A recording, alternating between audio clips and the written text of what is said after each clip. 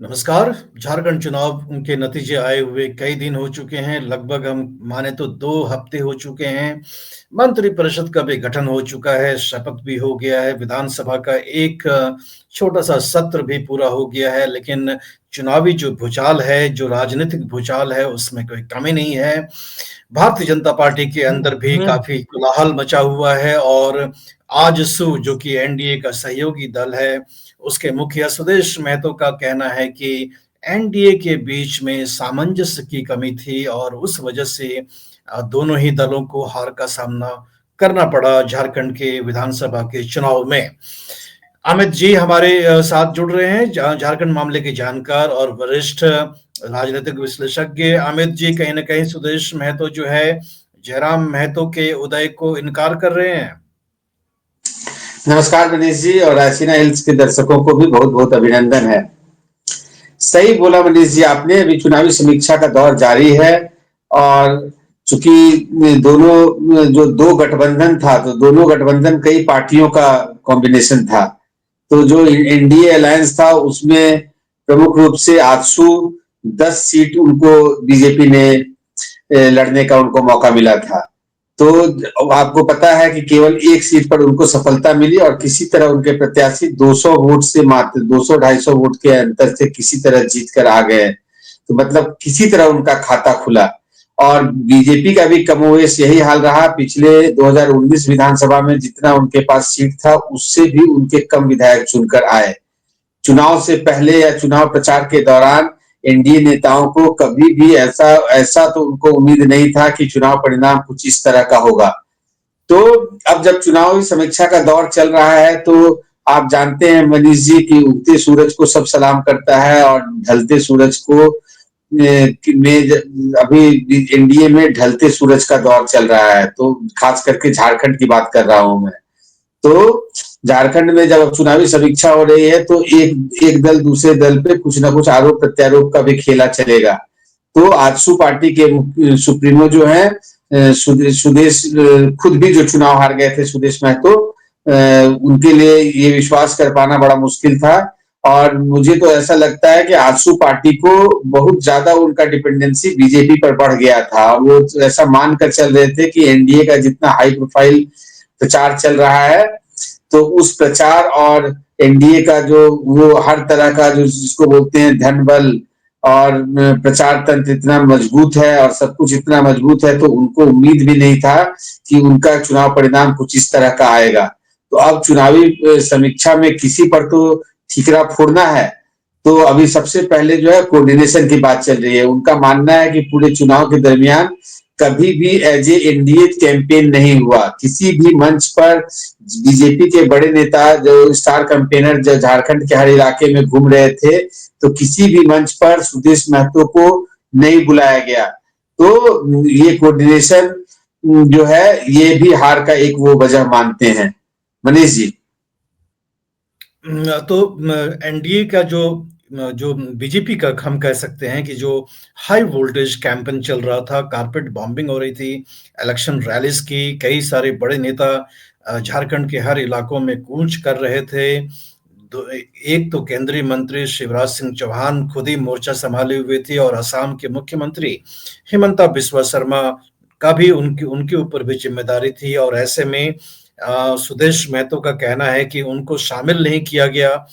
ये बड़ी अचरज वाली बात है अमित जी कि ये कैसे हो सकता है जबकि बीजेपी को पूरा का पूरा महतो वोट का दरकार उनसे ही उम्मीद था, उनसे ही उम्मीद कर रहे थे, लेकिन 10.5 लाख से अधिक वोट तो जयराम महतो लेकर चले गए। मनीष जी बिल्कुल सही कहा आपने। और देखिए बहुत छोटा विधानसभा है झारखंड का, मात्र 81 सीट है वहां और 81 सीट में बीजेपी जैसी राष्ट्रीय पार्टी जो हर एक स्टेट में एक एक सीट अपने अलायंस को देने के पहले 4 बार सोचती है, उसके बावजूद जो आप दबाव बोले या वहां का जाति का समीकरण बोले या आजसू का पुराना ट्रैक रिकॉर्ड बोले या 2019 में जो बीजेपी का जो परिणाम आया था जिसमें कम से कम 7-8 सीट ऐसा था जो बीजेपी मानती है कि अगर आजसू उनके सहयोगी होती और 7 चुनाव लड़ते तो पिछली विधानसभा का भी चुनाव परिणाम कुछ और होता।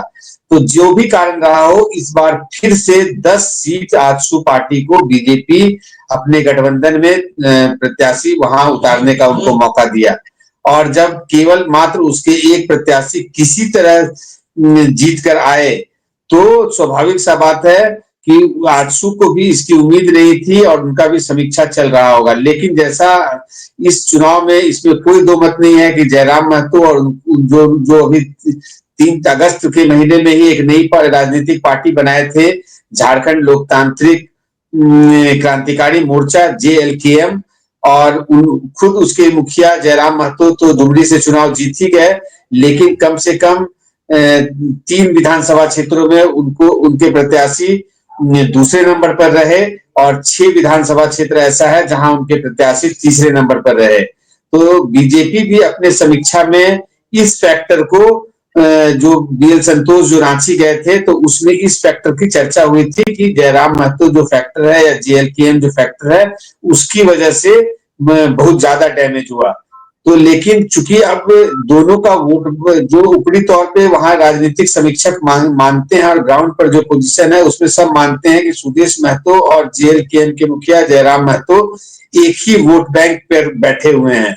तो अगर चुनावी परिणाम इस तरह का आया, तो इसका ये मतलब है कि महतो का बहुत बड़ा वोटर जो है सुदेश महतो से खिसक कर जयराम महतो की तरफ चला गया।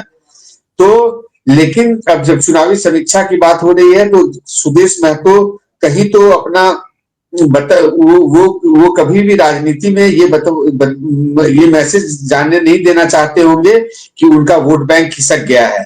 तो इस तरह की बातें अब चुनाव के बाद समीक्षा के दौर में इस तरह की बातें हो रही हैं। मनीष जी, बड़ी बात कही आपने। कहीं ना कहीं सुदेश महतो की तरफ से ये कवायद है कि उनके ऊपर बीजेपी जो है ठीकरा ना फोड़े और अपना दामन वो साफ कर करके बचा ले इस छीटाकशी के दौर में, और जयराम महतो के फैक्टर को भी नजरअंदाज करके वो शायद भविष्य के लिए बीजेपी से अपना रिश्ता तोड़ना भी नहीं चाहेंगे, क्योंकि बड़े पार्टी का साथ होना बहुत जरूरी है। लेकिन अमित जी, हम जानते हैं कि झारखंड में जो छात्रों की जो राजनीति है या छात्रों के जो विषय होते हैं या उनके जो मुद्दे होते हैं, उनका राजनीति पर काफी असर पड़ता है, वहां की राजनीति पर। और नवंबर के महीने में 2 चरणों में झारखंड का विधानसभा का चुनाव हुआ, ये हम जानते हैं। सितंबर के महीने में 21 और 22 सितंबर को CGL Jharkhand public staff selection commission का एग्जाम हुआ, और पेपर लीक और ऐसे कई सारे विषयों के बारे में छात्र आंदोलित सितंबर के महीने से ही थे, सितंबर अक्टूबर के महीने से ही थे। तो ऐसा लगता नहीं है कि जो युवा वर्ग था वो आंदोलित पहले से ही था, और कहीं ना कहीं पेपर लीक जैसे घटनाओं की वजह से वो जयराम महतो की तरफ चला गया, ना कि सुदेश महतो के पास गया। देखिए मनीष जी, क्या है परिणाम, जब चुनाव परिणाम इस तरह का आ गया है तो समीक्षा हर तरह से होनी चाहिए। अगर आप जयराम महतो का उदय देखेंगे या झारखंड की राजनीति के जो आज सेंट्रल स्टेज में बने हुए हैं, तो जनवरी 2022 से ही वो छात्रों के मुद्दे को लेकर सड़क पर हैं, और शुरुआत उन्होंने स्थानीय भाषा को लेकर किया। जब झारखंड की सरकार कई जिलों में मगही, भोजपुरी और अंगिका जैसी भाषाओं को स्थानीय भाषा का दर्जा दे दिया, तो वहां से उनका संघर्ष शुरू हुआ, वो छात्रों के साथ खड़े दिखे। और ये लगातार 2 साल, अगर आप जनवरी 2022 से देखेंगे तो लगभग पूरा 22, पूरा 23 और पूरा 24, अभी हम लोग 24 के आखिरी पड़ाव पर है, तो लगभग 3 साल वो छात्रों से जुड़े मैटर्स पर सड़क पर छात्रों की लड़ाई लड़ते रहे हैं। और इसमें कहीं को अगर ये कोई मानेगा कि केवल एक जात के वोट बैंक पर कोई नेता इतना लोकप्रिय हो जाएगा, तो मनीष जी ऐसा नहीं होता है। आप देखेंगे बड़े बड़े रीजनल पार्टीज का अलग अलग राज्यों में भी अगर आप देखेंगे तो ठीक है, एक बड़ा मतदाता जैसे अगर लालू प्रसाद यादव का आरजेडी भी है, तो चलो यादव वोटर को लोग मानते हैं कि आरजेडी के साथ है, लेकिन साथ में एक आध और कोई फैक्टर या एक आध और कॉम्बिनेशन होता है। जैसे वहां अल्पसंख्यकों का भी ऐसा माना जाता है कि आरजेडी के साथ ही वो खड़े हैं और उन्हीं का समर्थन करते हैं। यही यही कमोवेश यही हाल उत्तर प्रदेश में अखिलेश यादव के वोट बैंक का भी है। तो अगर झारखंड में भी अगर आप करेंगे तो केवल 13-14% वोट महतो का है, और आप ये कभी नहीं मान सकते हैं कि एक ही जाति के 100% वोट किसी एक पार्टी को मिल जाएगा, क्योंकि सामाजिक परिवेश भी ऐसा बना हुआ है भारत में और यहाँ के हर एक राज्यों में कि कहीं भी 100% टाइप वोट का हम लोग कल्पना नहीं कर सकते हैं। बहुत बड़े बड़े महतो नेता बीजेपी में भी हैं, जेएमएम में भी हैं, आजसू के मुखिया भी महतो कम्युनिटी से आते हैं। तो अब ये तो मानना ही होगा कि छात्रों का बहुत बड़ा समर्थन जयराम महतो के साथ है। और ये जो 4 दिन का जो विधानसभा का सत्र हुआ उसमें 2 बार जयराम महतो को विधानसभा में बोलने का मौका मिला, तो उन दोनों मौकों पर वो छात्रों के विषय में बात करने से नहीं चूके। तो वो उनका सीरियसनेस बताता है कि उनको मालूम है कि छात्र उनका बहुत बड़ा छात्र उनके पीछे खड़े हैं, और छात्रों का इशू जब तक सॉल्व नहीं हो जाता है इस मुद्दे को छोड़ना या इसको एक सही अंजाम तक नहीं पहुंचा लेते हैं तब तक उनको छात्रों के बीच में ही रहना होगा। मनीष जी। बिल्कुल सही कहा अमित जी। दर्शकों से निवेदन है कि चैनल को सब्सक्राइब करना बिल्कुल भी ना भूलें। हम 3000 के करीब पहुंचने वाले हैं और जल्द हमें 5000 पहुंचना है। वीडियो का लिंक अपने दोस्तों और रिश्तेदारों के साथ थोक के भाव में आप साझा करते रहें, शेयर करते रहें, ताकि हम यूं ही सार्थक संवाद जो है आपके साथ करते रहें, आपके उठाए हुए विषयों के साथ, जनता के साथ जो जुड़ी हुई विषय हैं उसे अनबायस्ड होकर करके उनके ऊपर हम एक सार्थक चर्चा करने की कोशिश करते हैं। इसमें हमें आपका सहयोग चाहिए। अमित जी, मैं आपसे ये जानना चाहता हूं कि जब अगर छात्र आंदोलित थे, युवा वर्ग आंदोलित था, पेपर लीक और परीक्षाओं में हुए धांधलियों के विषय से, तो उसका खामियाजा तो स्वाभाविक रूप से जो सत्तासीन पार्टी होती है उसे भुगतना चाहिए। तो जो युवाओं का जो गुस्सा है वो झारखंड मुक्ति मोर्चा जो कि सत्ता में थी उनके ऊपर क्यों नहीं गई? मनीष जी, अगर आप बहुत ध्यान से देखेंगे और झारखंड की राजनीति पे अगर पिछले 5 साल में अगर आपने या किसी कोई भी जो राजनीति का छात्र है अगर बहुत ध्यान से देखेगा, तो जैसे एक क्रिकेट मैच में होता है कि स्लॉग ओवर में मैच आप हार जाते हैं। पूरे मैच में 45 ओवर तक आप जीत रहे होते हैं और लास्ट के 5 ओवर में 1-2 गलती के चलते आप मैच हार जाते हैं। मैं इसको उस तरह से भी देखता हूं। पूरे 5 साल आपको मालूम है और हम लोग को मालूम है कि विपक्ष में बीजेपी की भूमिका बहुत माने परफॉर्मेंस बहुत सुपर होता है, तो उसको आप अंडरमाइन नहीं कर सकते हैं। कितना भी खराब संगठन हो, कितना भी खराब सब कुछ हो, आपस में नेता इंटरनल कितना भी लड़ाई लड़ रहे हो, फिर भी बीजेपी एज ए विपक्ष तो उसके परफॉर्मेंस को आप पूरा दरकिनार नहीं कर सकते हैं।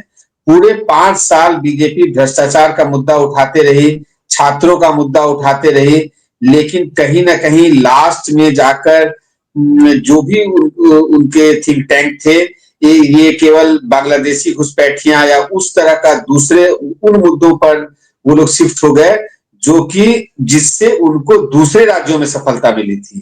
तो मनीष जी, हर एक राज्य में सफलता का स्केल एक नहीं हो सकता है, मुद्दा एक नहीं हो सकता है।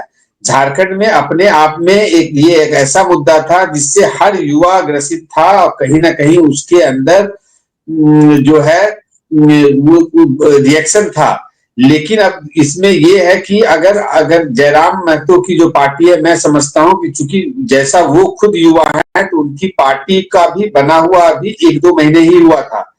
तो उस समय जब वोटर को ये विश्वास नहीं हो पाता है कि हम अगर उनको वोट दे रहे हैं तो ये सत्ता में आएंगे कि नहीं आएंगे, क्या होगा नहीं होगा, तो वो जब वैसा कंफ्यूजन वाला स्टेज हो जाता है तो वोटर जब डुअल माइंड पे हो जाता है तो 1, 2, 3 ऐसा ऑप्शन में वो नंबर 2 पे चला गया। तो मतलब कुछ सहानुभूति वोट, दूसरा मैया सम्मान योजना वाला महिला वोट, और कुछ छात्र को ऐसा लगने लगा होगा कि शायद अब बदला हुआ या नए सरकार में जितना सीरियसली सरकार दिखा रही है, तो या ये जो एक्सटर्नल दबाव हुआ है या 5 साल का दबाव है, तो इस मसले को नई सरकार जो भी आएगी वो जल्दी से जरूर सॉल्व करेगी और ये मुद्दा कम से कम अब टॉकिंग पॉइंट बन चुका है झारखंड में। तो इसीलिए मनीष जी, मैं मानता हूं कि जो चुनाव परिणाम हुआ उसमें अगर छात्रों का बहुत समर्थन मिला भी तो ये आने वाला समय में जो भी नेता, खास करके जयराम महतो, अगर इसी मुद्दे पर एकदम स्टैटिक रहेंगे तो आने वाले समय में उनका वोट बेस और समर्थन बढ़ेगा, इसमें कहीं कोई दो मत नहीं है। मनीष जी। बिल्कुल सही कहा आपने, लेकिन मैं आपसे अमित जी ये भी जानना चाहूँगा, और दर्शकों से हम बार-बार गुज़ारिश करते रहेंगे कि वीडियो का लिंक आप अधिक से अधिक संख्या में अपने दोस्तों और रिश्तेदारों के साथ साझा करते रहें, ताकि हम यूँ ही सार्थक संवाद करते रहें। अमित जी, मैं आपसे ये जानना चाहता हूँ कि 24 साल की एक तरह से कहें तो एक राजनीतिक इतिहास झारखंड का बन चुका है अब तक, और हमने देखा कि जयराम कुमार महतो ने लोकसभा का चुनाव भी लड़ा था। शायद उस समय पार्टी बन गई थी उनकी और उन्होंने लोकसभा का चुनाव भी लड़ा था। मैं आपसे ये समझना चाहता हूँ अमित जी कि जो भी पार्टियाँ वहाँ पर हैं, वो करीबन 24 साल से देखे जा रही हैं। जनता ने उन तीनों ही पार्टियों को देख लिया है। ऐसा लगता है कि 24 साल के बाद, जिसे हम सैचुरेशन वाली स्थिति कहते हैं आमतौर के भाषा में, वो लोगों के ज़हन में आ गया हो और कहीं न कहीं एक अलग विकल्प के तलाश में लोग हैं, और उस विकल्प का एक छोटा उदाहरण जो है जयराम कुमार महतो सामने लेकर के आए हों।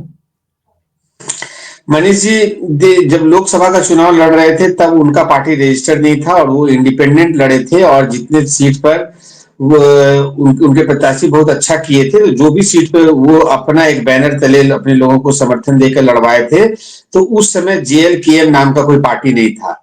ये लोकसभा चुनाव के बाद अगस्त के महीने में चुनाव आयोग इस पार्टी को मान्यता दिया और रजिस्टर हुआ है। तो ये एक्टिव था, और ये एक स्थान मतलब जो इनका भाषाई वाला करके एक संघर्ष समिति इन्होंने बनाया हुआ था, खतियानी भाषा और भाषा संघर्ष समिति करके। तो इनकी पार्टी मात्र मतलब चुनाव से 2-3 महीने पहले ही रजिस्टर की गई है। दूसरा, ये खुद जयराम महतो अपने एक वक्तव्य में ये बता चुके हैं, चूंकि यहाँ के लोगों को यहाँ की जो एग्जिस्टिंग पार्टी है वो न्याय नहीं दे पा रही है। झारखंड जिस मकसद से बिहार से अलग हुआ था, झारखंड वासियों का वो मकसद और सपना पूरा नहीं हो पा रहा है, इसीलिए यहाँ एक नई पार्टी की जरूरत हुई और लोगों ने उनको भरपूर समर्थन दिया। नहीं तो एक नया पार्टी, आप जानते हैं कि तुरंत एक नया पार्टी का आना और इस तरह से धमाकेदार हर जगह चर्चा में आ जाना, पहला ही इलेक्शन लड़ना अगर हो, पुराना कहावत है कि जब कोई पार्टी रजिस्टर होता है तो पहला इलेक्शन वो चुनाव हराने के लिए लड़ती है, दूसरा इलेक्शन वो चुनाव जीतने के लिए लड़ती है, मतलब ये 2-3 स्टेज है। तो जयराम महतो पहला ही इलेक्शन, अब मैं तो बोलूंगा कि हराने के लिए कम जीतने के लिए लड़े थे। ठीक है, परिणाम और अच्छा हो सकता था। तो उसमें क्या है कि रिसोर्सेस और बहुत सारा फैक्टर चुनाव में डिपेंड करता है, और अब आने वाले समय में वोटरों का विश्वास भी बढ़ेगा, या वो एक स्पष्ट विकल्प के रूप में देखेंगे। और जनता बहुत नजदीक से हर एक पार्टी के परफॉर्मेंस को ध्यान देती है। ये हम लोग हर राज्य के चुनाव में ये देखते आ रहे हैं। चूंकि चुनाव विश्लेषक जो भी बोले, पार्टी कुछ भी दावा करे, लेकिन जनता का निर्णय जो है जब बाद में आप रिव्यू कीजिएगा तो पता चलेगा कि बहुत स्मार्टली और बहुत इंटेलिजेंटली जनता जो है लगातार से किसी भी ब्लॉक को या किसी भी पार्टी को पिछले कुछ दिनों में अगर आप देखेंगे तो कहीं हंग का गुंजाइश नहीं हो रहा है और स्पष्ट बहुमत देता है। झारखंड के केस में भी जो पीछे इतिहास में कभी किसी पार्टी को या किसी ब्लॉक को एक साथ इतना अच्छा बहुमत नहीं मिलता है, तो झारखंड में भी जनता ने उसी किसी भी दल को बहुमत देने का काम किया है। तो मनीष जी, आने वाले समय में हम लोग नजदीक से झारखंड की राजनीति पर ध्यान देते रहेंगे, और जयराम महतो पर खास करके। मनीष जी, मैं आपको अंत में एक अपने मूल प्रश्न पर लेकर के चलता हूं, क्योंकि हमने शुरुआत वहां से की थी। अब चूंकि मंथन बीजेपी के अंदर भी हो रहा है और सुदेश महतो का कहना है कि एनडीए में सामंजस्य की कमी थी, क्या भविष्य देखते हैं सुदेश महतो का? क्या बीजेपी अपना संबंध इस तरह ही बना करके रखेगी आजसू पार्टी के साथ, या कोई नया विकल्प बीजेपी तलाश कर सकती है? नहीं देखिए मनीष जी, अब तो चुनाव जो है झारखंड में 5 साल के बाद होना है। लोकसभा का चुनाव भी अगर बात करें तो 4.5 साल के बाद होना है। ये 4 साढ़े 4 का 1 साल का एक बहुत लंबा वक्त है।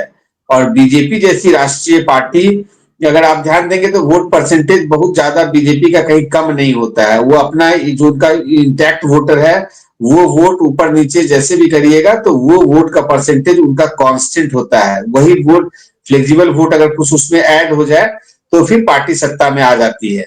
तो बीजेपी जो है ये 4 साढ़े 4 साल, बहुत जब समीक्षा उनकी खत्म हो जाएगी तो मुझे ऐसा लगता है कि उनका एक नया लीडरशिप आएगा।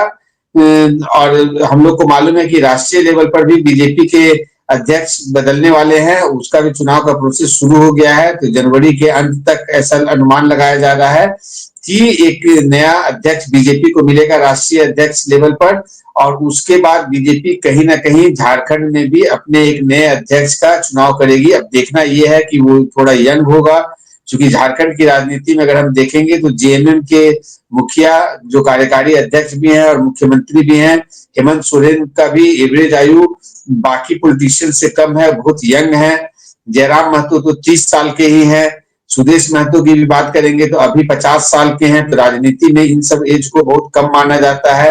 तो मैं मान के चल रहा हूं कि बीजेपी भी कुछ ऐसा उम्मीद है कि किसी रिलेटिवली यंग को ही कुछ मौका देगी और 4 साढ़े 4 साल संघर्ष करने का मौका होगा। तो बीजेपी इतना एडवांस में अपने खास करके विपक्ष में रहते हुए इतने अलाइज सबके बारे में मुझे नहीं लगता कि बहुत सीरियसली उसको कंसिडर करके चलेगी। क्योंकि बीजेपी का पहला कोशिश यही होता है कि हर एक स्टेट में वो खुद अपने बल पर ही अपनी सरकार बनाने के लायक अपने आप को कर सके। मनीष जी।